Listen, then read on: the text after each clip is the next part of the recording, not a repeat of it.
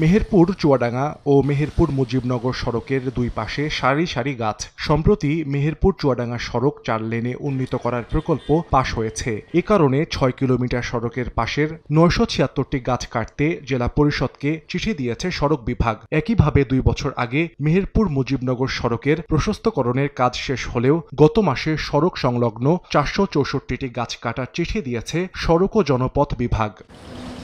এ খবরে ক্ষুব্ধ এলাকাবাসী। তাদের অভিযোগ, মেহেরপুরের গ্রীষ্মকালের তাপমাত্রা প্রতি বছর বাড়লেও বাড়েনি বনায়ন। এর আগেও এ ধরনের প্রকল্পে গাছ কাটা হলেও আর লাগানো হয়নি। ঝড়ঝাপটা থেকে সব থেকে রোদবেলা থেকে বাতাস দেয়নি, এই গাছগুলো খুবই মানুষের উপকার। ডালপালাগুলো একটু বড় হয়, একটু কাটতে পারে, কিন্তু গাছটা যেন না কাটা হয়। সরকার কাটতে পারে, কিন্তু প্রয়োজনে আবার গাছ লাগাইতে হবে। একটা গাছও লাগাইছেন, একটা গাছও লাগানো আমরা কোনো ব্যবস্থা দেখছি না। প্রকল্পের নামে গাছ কাটার আগে নতুন গাছ লাগানোর পরিকল্পনা করার দাবি পরিবেশবিদদের। আর বন বিভাগ বলছে, নতুন করে সড়কের পাশে গাছ লাগানোর অনুমতি নেই তাদের।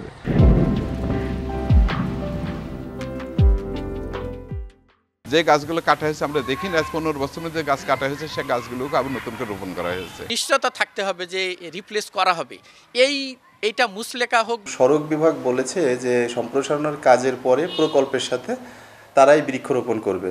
দর্শনা মুজিবনগর মহাসড়ক, ওইটার মালিকানা জেলা পরিষদ, তো জেলা পরিষদ সেখানে তারাও নিজেরাই গাছ রোপণ করবে।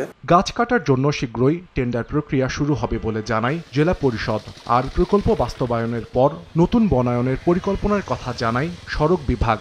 অত্র দপ্তরে সার্ভেয়ারকে একটা পত্র দেওয়া হয় যে গাছগুলা মার্কিং করে একটা তালিকা প্রস্তুত করে প্রতিবেদন দাখিলের জন্য তাকে বলা হয়েছে, যেটা আমরা পাওয়ার পর আমরা বন বিভাগকে অবহিত করব।